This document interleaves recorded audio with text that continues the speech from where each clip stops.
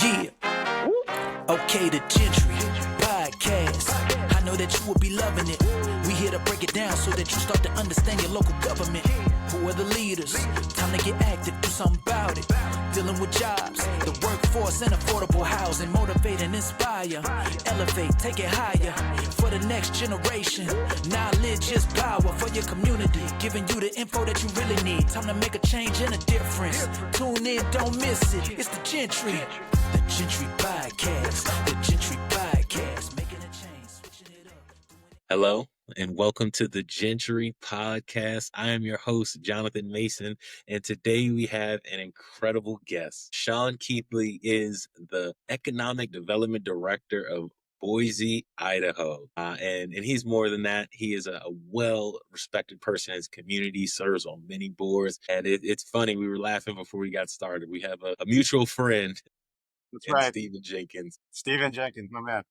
It makes me happy that regionalism is still alive and kicking. It's never competition. It's always how can we support, but knowing that everyone has their own reason for being either in Caldwell or in Boise, and we're going to get to that in 1 second. But before we do, Sean, how are you doing today? I'm doing great, Jonathan. So good to see you. It's an honor to be here on the Jentry Podcast, and can't wait to talk to you a little bit about Boise and to just hear what you have to ask and what you're interested in and what we can tell your listeners out there that would be great for them to hear. So thank you. Thank you. And the first thing they want to hear, what makes Boise the best place to live in America? What's the secret sauce? And why do I go there and not Caldwell? Just kidding, Steve.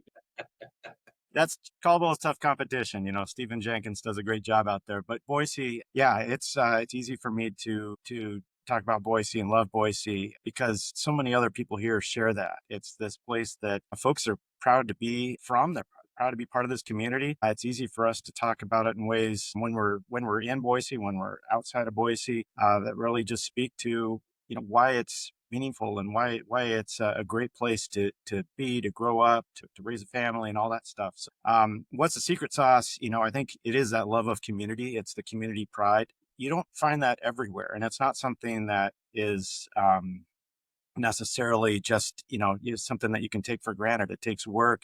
It's built over time. It comes out of the things that people have put into the community over the generations and what people feel passionate about continuing to build here. So things like our great downtown, you know, our amazing quality of life. We've got a river within 5 minutes of downtown that thousands of people enjoy every year. We've got foothills that you can access, again, 5 minutes from downtown. And not every place gives you those opportunities. And then you just have a lot of things here that everyone can enjoy, you know, families, people of all ages. It's a place for everyone. And so it's really hard to beat a lot of the things that we have that are just easy to access, easy to share, and again, just so easy to be proud of. I love it. That community pride is so important. Everyone wants to be from a place that exudes that pride.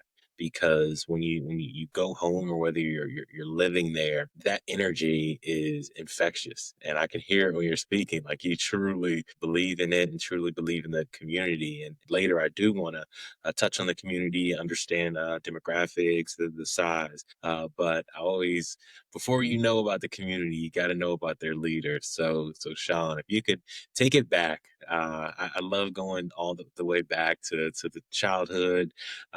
Did you always think you're going to be an economic development director? Was this predestined? Was this always going to happen? Or was there different things along the path that led you to work? Great question. You know, I think economic development is one of those things that sort of famously doesn't have a prescribed path. A lot of folks who get into this kind of work take a long and winding road where you don't always know what's going to take you there, but it's always sort of driven by like core values and a passion for the things that are involved in economic development. Ultimately, it's public service, but it's also a lot of bringing people together, finding common ground, figuring out where you can make progress where there isn't necessarily a clear path, being a bridge builder, and ultimately having a commitment to bettering your community through engaging folks and providing opportunity, right? Providing avenues for opportunity for folks. Where that all started for me, I mean, it's hard to pin down, but I think that you could say that it probably came from just a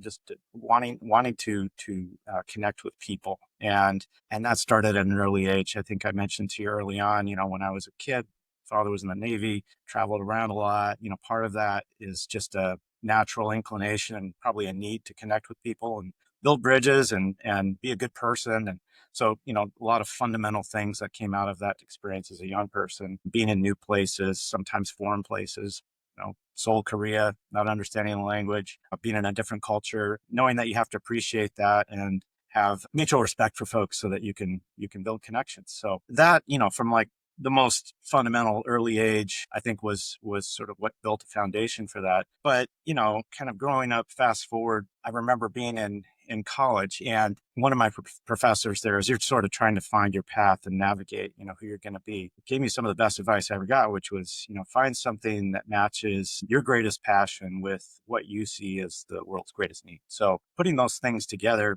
I mean, those are big questions. You've got to kind of figure out what your passion is, and, what do you think the world's greatest need is? That takes time too, but my way of doing that was thinking about, okay, what do I really care about? And growing up in a community that I felt like had a lot of community pride, and that had all the things that you needed to sort of grow up in a way that made you feel like you were in a good place, in a safe place, in a place where you could build connections with folks. That ultimately was something that guided me toward wanting to do that for, whatever other community I would be in. If it wasn't going to be my home community, where that would be, where I would work and practice my profession. So I spent some time in Seattle as part of my career. I went through grad school there doing a master's in urban planning and focused on that because I wanted to, and, my vision was you can best achieve that community building through the physical environment. And I came to learn, a lot of that really has to do with not just the physical environment, but it's the social fabric that ties folks together. And that's the hard work, that's work that doesn't happen overnight. Again, that's generational, but you have to understand that as you're in this business of building community, it's all these things that come together. And physically, the physical environment's an important piece of that, but that social fabric and other things that tie people together play into that is just, or maybe more important. So learning how to do that and thinking about how I would apply that eventually sort of brought me around to this thing called economic development, which again, it's a wide field. There are a lot of ways to approach it, but one of the cool things about it is that you can think about it in terms of being a bridge builder, being a convener, bringing together interests from the public and private sector, and thinking about how those things come together in order to build a better community and ultimately to create opportunity for folks through a sort of an economic benefit lens. So that's where it sort of guided me, and eventually to where I am here today in the mayor's office in the city of Boise. So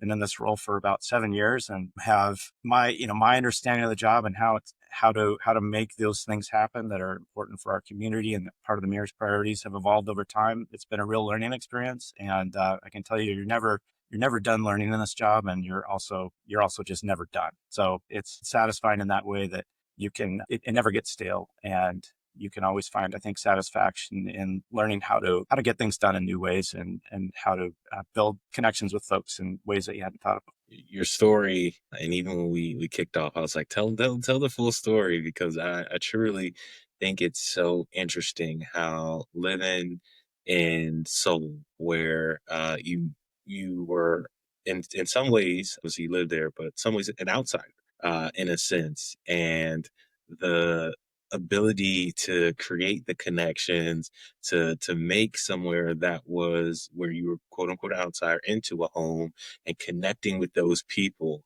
It's like that experience when you were younger is so directly tied to what you're doing now that I just thought it was very, very unique, because you said it. Yeah, then you decided to take a look at creating the actual physical spaces of the community to make it feel like home for people. And then throughout that, learning that you need that community connectivity, the people, the connecting of people, and then not even just the connecting of the actual people in the community, but connecting the interests of the private market, the the goals of the mayor's office itself in that economic development. I just thought was very creative, or not creative, very unique. Definitely just interesting. And I think that the message there for our young viewers is you don't know what part of your story is going to affect what you're doing long term.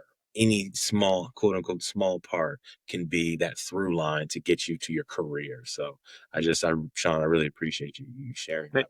Thank you, John. I love how you frame that too, in terms of understanding how to essentially be welcoming and how to invite others in. I mean, that's such a big part of our job, making sure that we're the ones who are going to be bringing people into this conversation in a way that makes them feel like they understand how to approach, like in a government sense, how to approach government, or how to be a part of this community in a new way. So many people that we talk to are coming from somewhere else. You know, they're coming here with an idea, you know, a business. They're coming here without a network, without the benefit of knowing how they might be welcomed in Boise. And so much of our job is making sure that we help them understand how they can be a part of this community and how they can help be, you know, a part of what grows Boise in a positive way. So thank you for building on that thread a little bit. I think it's so important fundamentally to the work that we do in economic. 110%. And you are the megaphone for your community. You're championing your community, but then you're also, like you said, welcoming people into your community. And both of those skill sets are necessary in the role. On that note, could you kind of speak to Boise? What's the makeup? What's the community like? Just so we can kind of get a feel for. Yeah, sure. Boise is well, let me just start with sort of how we talk about Boise. One of the things we're very proud of is being the city for everyone. This was fundamental to our Mayor McLean's run in 2020 when she became mayor, campaigned on the idea of creating a city for everyone. And it might sound obvious, or, you know, this might be something that you might think you take for granted, but it takes true effort to build an inclusive community that people truly, you know, feel a part of. So that's the sort of like the way that we frame everything that we do. And when we talk about economic development, we talk about opportunity for everyone. So, you know, Boise is a place where we hope that people feel that, and we try to make that the sort of the rubric for everything that we do anyway.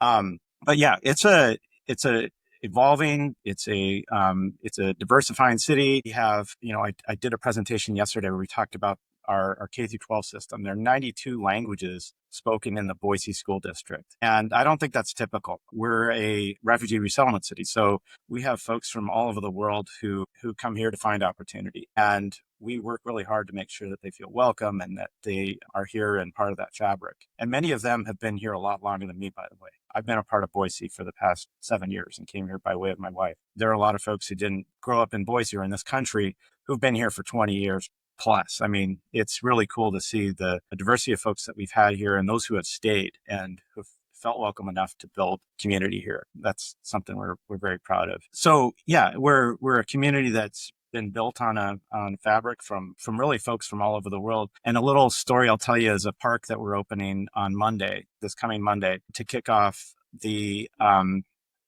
festival to celebrate all things Basque. So the Basque community is a part of Spain and France, and we have the second largest Basque expatriate community in the United States. So that diaspora, much of it here in Boise, is like the center of that Basque community outside of Europe. And every 5 years, we have a celebration called Hialdi. This celebrates all things of the Basque culture. And we have a park that we have that will be having its ribbon cut for the starting of Hialdi, that celebrates all of the cultures that settle in Boise in that spot where that park is located in the middle of what we call the Basque District. And one of the things that it's celebrating is the fact that, yes, it welcomed many Basques, but it was also the heart of many other communities, many other immigrant communities in Boise, going back, you know, at least a century. Folks who came here in search for opportunity at the time. So we're just really proud of that fabric of folks that make up Boise and the ways that we can celebrate that. So Hialdi is one way that we celebrate one community here in Boise. We have a lot of other celebrations around the calendar year that celebrate other nationalities and communities from around the world. yeah, it's an exciting thing, and it's fun to talk about. It's fun to be a part of here in Boise. I love that. 92 different languages Yeah. spoken. That is very impressive. And to have that strong immigrant community and pride in the community is just very, very empowering. Now, just for reference, what's the approximate size of Boise, just so we can kind of orient Yeah. ourselves? Yeah. So we're standing at about rough numbers, 250,000 people in the city of Boise right now. And then if you look at the metro area going out to, the cities to the west, and our good friend Stephen Jenkins in Caldwell makes up about 800,000 people in the metro area. So we're Wow. definitely the largest city in Idaho. The most remote major metro area in the lower 48. We're probably 5.5 hours from Salt Lake City, the next closest metro area, about 6 and change from Portland, and about 8 hours from Seattle. I didn't know that. I didn't know that stat, but that's so cool. Yeah, wow. If Salt Lake, we had Lorena Riffo Jensen, Salt Lake Yeah, City economic of developer course. on here. I didn't know that was the next closest metropolitan area at all. But that is such a cool stat, because it's like you're almost like, I won't say it like that, but like a beacon on the hill. It's like in that remote, you guys are the show for about about 5 hours. That's pretty cool. Yeah. Well, and as lore has it, that's where Boise's name came from some of the earlier colonial settlers who came here, who, as they crested the hill, they shouted "Le Bois, Le Bois," which means trees in French. So I think they traveled a long way without seeing much of anything until they saw this little oasis in the middle of the desert. And we're Nice. still an oasis. We're just a little bit fewer people than. A lot more people. Now, as far as the mayor's goals, the city's goals, have you guys done like a recent comprehensive plan or a strategic planning document, or is that upcoming fairly soon? Well, when the mayor started her first term in 2020, she engaged the community on what the priorities should be. So for the overall sort of strategic priorities of the city and the mayor's strategic priorities, created a number of community focus groups that helped to define what those were and still are. So those are our 6 priorities, and they focus on everything's around a city for everyone. So following that, you have a home for everyone, movement for everyone, a safe and clean city for everyone. Let me see, healthy city, opportunity for everyone. Of course, I mentioned that as part of economic development, and then engagement for everyone. So that's community engagement. So those are the 6 pillars of what we all work toward, not just in the mayor's office, of course, but the whole city.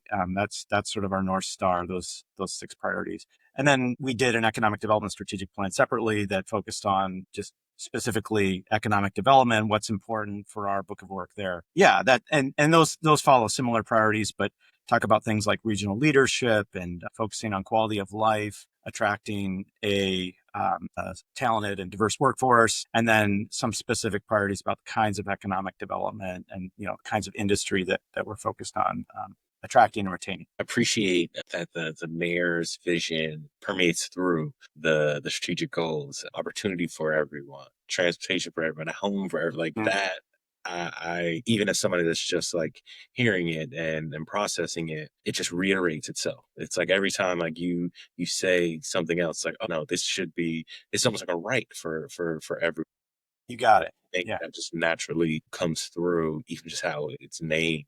Now, focusing on economic development a little bit, with you guys' priorities, like how do you, I mean, quality of life, I've said this a few times now. I feel like maybe 15 years ago wasn't as high on the the pecking order when it Mhm. comes to economic development, but now it's almost number one. How are you guys, when you look at quality of life, what do you kind of define that as, and what are you guys looking to do to increase the quality of life of your community?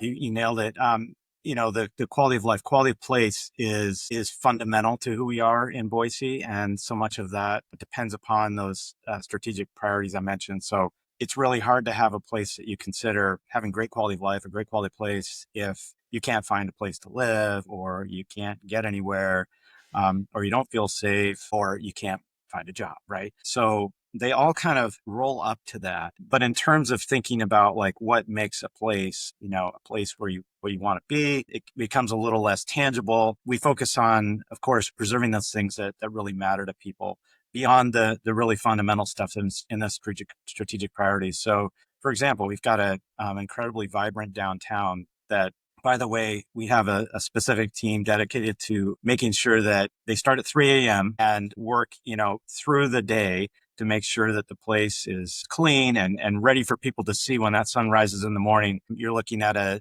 downtown that frankly looks like a really great, clean place you want to be. And they work really hard to do that. So that's a city team that we have. We hear from folks from all over the world that come and visit here. How do you do it? And I say, well, there's 6 people who get up early in the morning and make sure this place is ready for everyone else. So that's one thing that we're really proud of that retains quality of place, just like caring for the place, like having a sense of ownership and genuine care and having that show up. And then making sure that, on sort of a larger scale, that folks have access to those things that make a place enjoyable and where you want to be. So there's a goal that we have for everyone in the city to be within a 10-minute walk of a park. And right now we're about 3/4 of the way there. So 75% of the people in Boise are within a 10-minute walk of a public park, green space, et cetera. And we're working to make that 100%. That's another thing that we think is a fundamental part of quality of life in Boise is having access to green spaces, nature, and be able to do that safely with your family, kids, elderly parents. Those are all things that really make life in a city a lot more enjoyable. And then we have, of course, our incredible backdrop of foothills here. We've got 200 miles of trails in the city that, again, you can access within 5 minutes of downtown and from a lot of other places in the city. And this beautiful river that comes through in the middle of downtown that on a summer night, you'll see hundreds, if not thousands of people on rafts, tubes, wading in the river, having picnics by the river, just being outside, enjoying it, enjoying each other, building community around that. So a lot of that contributes to the quality of life that we have and making it easy to get out and just enjoy being a part of the city and being a part of that natural environment we have. And then finally, we have, like 90 events that happen year round in Boise, and we keep this city vibrant. We keep the downtown going, keep it bumping. People like to be here. And that's a big part of having a city that retains its quality of place is like you want people to want to be there, be a part of it. You have all these small businesses that thrive because of that, because of folks who are downtown for one reason or another. I'd be remiss if we didn't talk about our local football team, Boise State Broncos, and a lot of community pride that's around that aspect of it. So there's of course, the blue turf, which I can't believe I'm how long into the podcast and I've just mentioned that. That's something that maybe is one of the first things that people mention when they think of Boise as well. So yeah, a lot of community pride around those types of things, around those events and around the things that sort of define what brings us together. But there's a lot of it. There's the blue turf, but then there's a lot more than that brings folks from all walks of life around, not just to downtown Boise, but to a lot of other places around the city where people gather and enjoy themselves. One last thing I'll mention while we're on the topic of quality of life. I could go on, but I need but stop me if I'm going over. Keep going.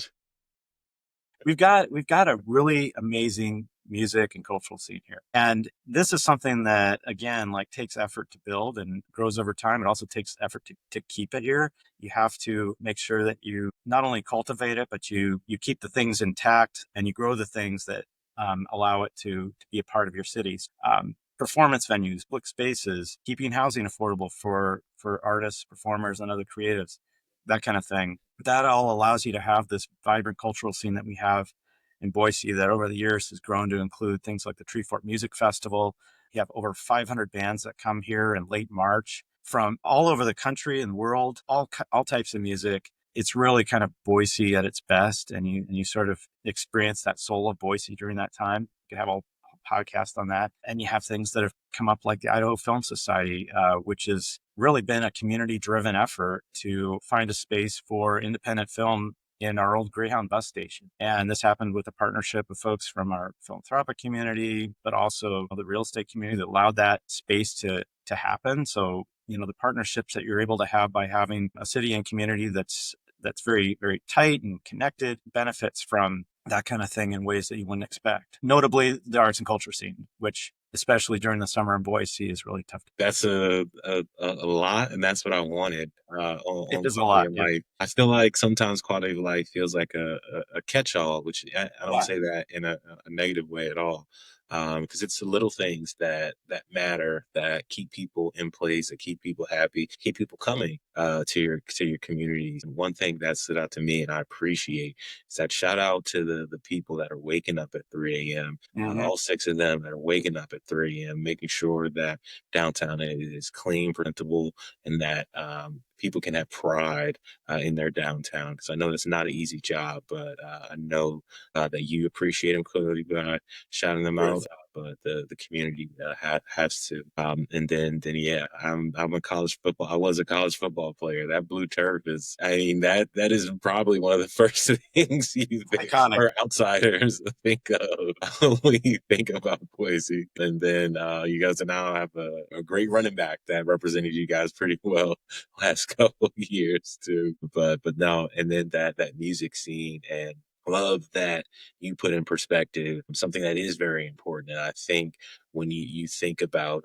growth in communities can potentially go be synonymous with displacement. And a lot of times once that's happened, people will say, well, now the community feels sterile in a sense. And you hit the nail on the head. The reason that some of that sterilization feels like that is because you priced out all the creative, the artists, the people that are creating that vibe. You priced out a lot of the long-term community members that create the boards, the cookouts, the events, the long-term events, the block parties. Those long-term community members, when you price them out, some of that, the essence of the community is lost. But it sounds like you guys are thoughtful in how you're thinking about making sure that it is not the case. So I definitely applaud you there. When it comes to the other side of that, the growth aspect, oftentimes that growth can start with bringing in different industry or different jobs. Are there any industries that you guys are kind of focused on right now? Yeah, certainly, Jonathan. So a big part of what has contributed to Boise's growth over the past couple of decades and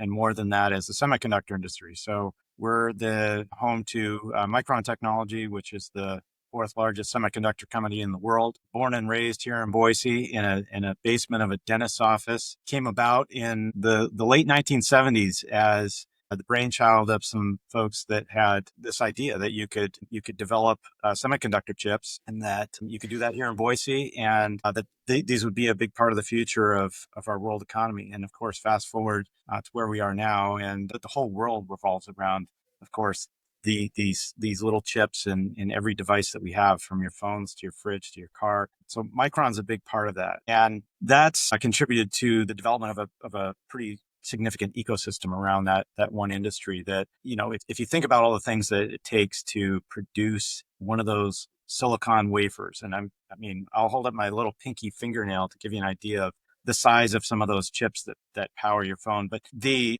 things that are required for that to happen not only are, my brains and talent, but a whole array of occupations and career tracks. So everything from like HVAC, so like very fundamental stuff like pumps and piping, and gosh, I'm gonna get ahead of my skis here because there's like a whole array of things that are like very, you call them traditional industries, glass making, vacuums that go into it, all the way up to the most advanced technology and evolving technology. There's a lot of AI that goes into the development of a chip, and the chips themselves directly support the development of AI technologies. There's a whole aspect of the chip industry that's focused just on thinking about how things can be created in the future. It's really an incredibly diverse industry that relies on so many different things. So that's a big focus of where the base of our economy is going right now. And outside of that, again, you've got that whole ecosystem that supports the semiconductor industry, but you have a lot of adjacent industries there that will also probably benefit from the workforce and the talent that is here because of it. We have a growing cybersecurity industry here, things like fintech. And we have some homegrown companies that over the past decade or two have grown here and have benefited from the general focus of of talent, the need for talent and workforce around knowledge industries like that. And then, of course, you got on the whole other end of the spectrum, the more traditional industries, agricultural industries and ag tech and that sort of thing. The J.R. Simplot company, which, by the way, was fundamental to Micron's genesis. Micron wouldn't be here without the potato industry. That's a story that not many people know, but it's been told in a really interesting way. And if you ever get the chance to read about it, it's worth reading. There's a great book called Chip Wars that talks about it, and some articles in the New York Times from the late '90s that talk about the potato industry and that and, the person behind it from Boise who helped make that happen. Anyway, that industry itself, the ag and the ag tech industry, is another part of Boise that is still fundamental to our economy and continues to grow and evolve. One of the facts that their CEO recently shared with me was their focus on hiring folks, in with expertise in AI as one of their main priorities. And again, this is a traditional ag company that knows that it has to grow in ways that will help it allow it to compete on the global level, which it already does. But in order to continue to do that, they need to focus on cutting edge technology and knowledge workers, just like everyone else. So really, if you look at it, the future of our economy in Boise is probably on the knowledge economy and all those, kind of different facets that go with that. That's impressive. From the one of the most popular burgeoning businesses, and burgeoning because it's been around for so long, emerging businesses to a more traditional business that is looking for emerging technologies to be implemented into their system and processes. I think that's an incredible balance, and it speaks to the workforce that you have, somebody that can understand the intricacies of agriculture, but then be well versed in artificial intelligence as well. So it definitely speaks to the talent pool that you all have. When we start to think of bringing in, I know a lot of your biggest companies are homegrown, but bringing in other industries, are there things that you have within your tool belt? I've heard everything like getting through red tape quicker to Southern hospitality to different tax abatements. What do you kind of use in your quote unquote war chest? Of course, yeah. Well, I think it kind of goes back to our secret sauce in Boise that we started out talking about. And that's who we are as a community and the ability to connect directly with folks in a way that you just can't do in most markets. Within a phone call or two, you could be talking to, a leading CEO, a mayor, governor's office. There are very willing folks here that are accessible. And we do that because it's part of our culture, but it's also the right thing to do. We know that's something that, that of course differentiates us, but we do that because it's who we are, in Boise. And it's just, again, it's part of that culture that we have of being welcoming and making sure that we're focused on helping newcomers understand how to come here to be successful and how to integrate into the community in a way that will, hopefully make them invest in Boise over the long term. So that's, I think that's the most fundamental thing that we have. Of course, just like every other place, the state of Idaho, offers incentives and there are various programs that will make it more attractive from a business sense to locate here. But a lot of what we do at the city level is focused on accessibility, making things like permitting and as you put it, red tape, the last thing you need to worry about. And if there's a reasonable solution to be made, if there's a path that makes more sense for you as a company coming here, we're more than happy to just talk about it and get the right folks in the room and come to a resolution, hopefully that benefits everybody.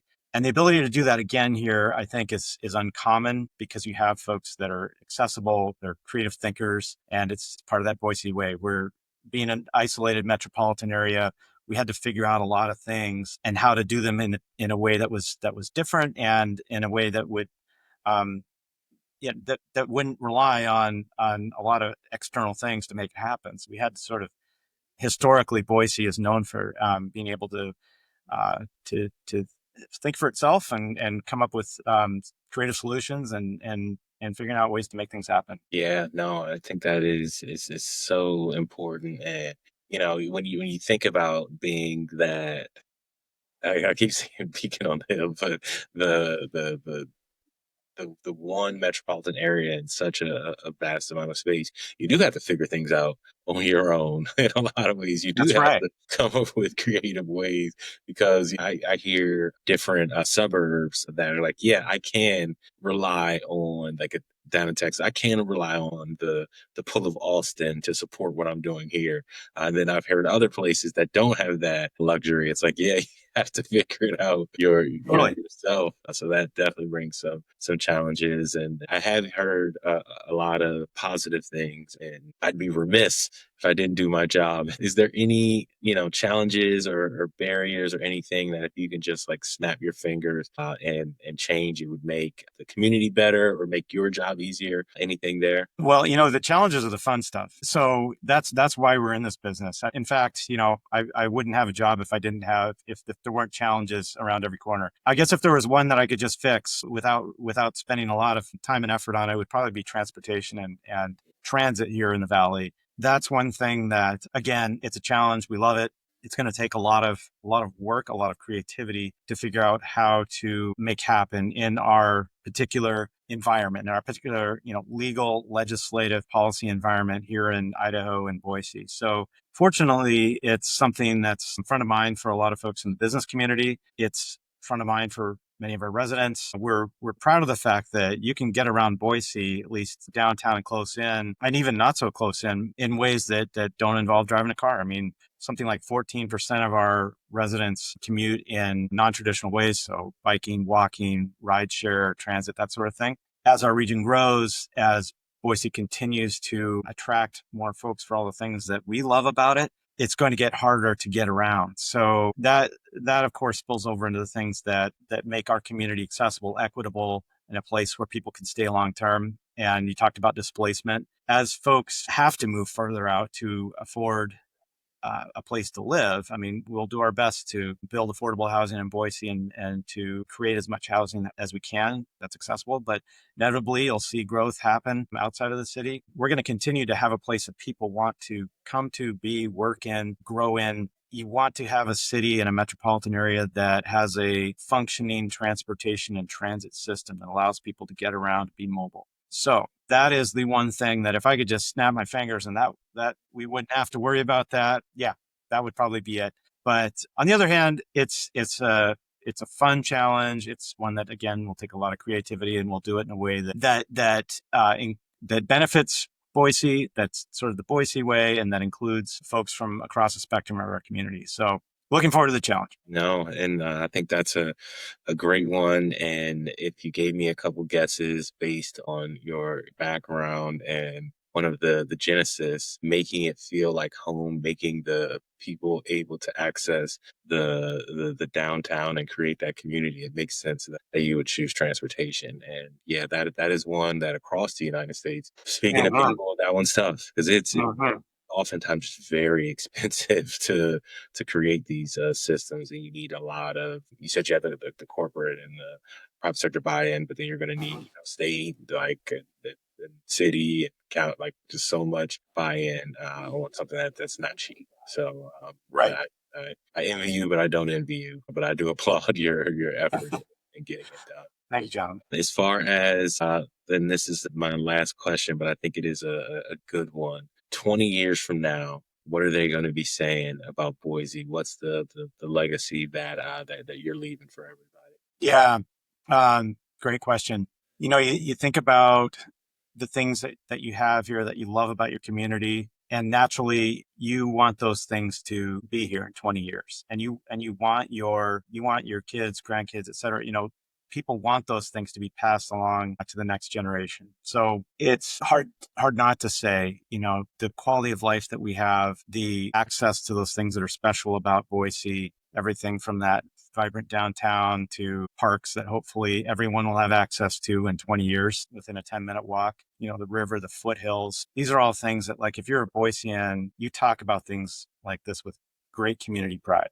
So in 20 years, if you have all those things and you're able to accommodate new folks in the community who learn to grow and appreciate all these things that we have as well and become invested in the community, then that's certainly a win. I think also if you can have some hope to address the issues that are really pressing around transportation and housing.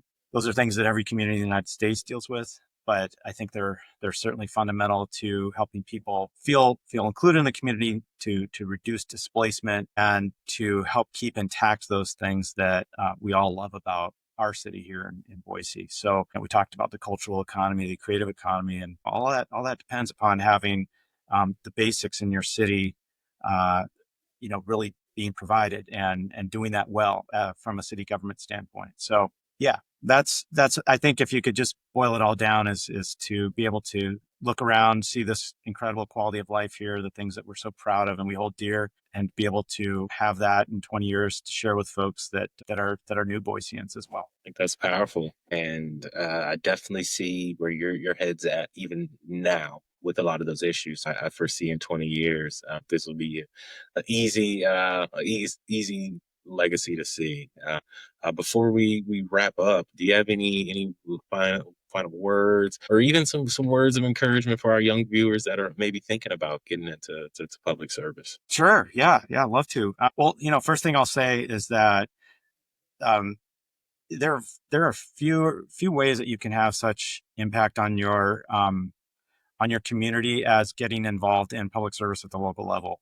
When you think about the things that affect change in ways that matter to people most, it's those things that you can look around and see and feel in your local community. And doing that in the context of local government, in a supportive local government with local leadership that's passionate. And by the way, most local leadership is. They're there and they got elected because they want to create meaningful change, good change for their communities. There's a few ways to really have an impact on your community greater than being a part of local government. And I came from the private sector. I came into public service mid-career and have realized this during my time in public service, that it is really, it's amazing how tangible of an effect you can have on your community by being in a role like economic development. But there are plenty of other roles in the city where you can do the same. You got everything from, we run a zoo, we run an airport, we run a water system, but we have an incredible group of people who plan and maintain our parks. I mean, there's just a whole array of different ways that you can impact your community in positive ways in local government, that I think it's hard not to be inspired by the opportunities that are out there. So that's what I would say. I mean, there's few ways to impact your community as effectively as being in the Love that. And I think that's a great message. I think, people sometimes think of local government or government in general as this big amorphous block and entity that just makes the rules. It's like, no, we take care of your parks, your airports, your roads, your fire, like everything that you can think of that affects why your local grocery store is 10 minutes away versus 40 minutes away. So I think the different ways to effectuate change in a community are very prevalent in local government, and everything you said. And ladies and gentlemen, this has been the Jentry Podcast. We've had Sean Keithley again. He is the Economic Development Director of Boise, Idaho. And this has been an incredible episode. We can't wait to see you again. Have a great one, everyone. Thank you, Jonathan. Grateful for you. Thank you. Thank you.